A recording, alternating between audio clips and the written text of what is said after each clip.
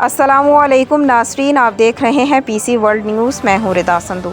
हुकूमत ने झूठे बयान देने वाले किराए के लोग रखे हैं शाहिद खाकान अब्बासी। हमारे किसी वज़ीर पर करप्शन का इल्ज़ाम नहीं है। अदलिया तब आज़ाद होती है जब हुकूमत उसके फ़ैसले पर अमल दरामद करे। यहाँ तो वज़ीर आज़म अदालत का फ़ैसला मानने को तैयार नहीं। पहले ये इंतज़ाम किया जाए कि इलेक्शन चोरी ना किया जाए, अफ़गान अवाम की राय का एहतराम किया जाए। अफ़गानिस्तान में खाना जंगी अमेरिका और यूरोपीय ममालिक ने की। आज़ाद कश्मीर में पीपल्स पार्टी की 5 साल करप्ट हुकूमत रही। मौजूदा हुकूमत का हर लम्हा मुल्क भर बारी है।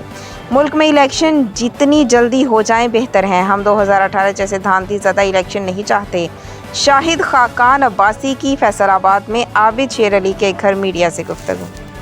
और ये दुख की बात है कि आज मुल्क के हालात ऐसे हैं कि ना नैब, ना FIA, ना हुकूमत अदालतों को जवाब दे सकती है कि जो उसने केस बनाए हैं वो क्या है।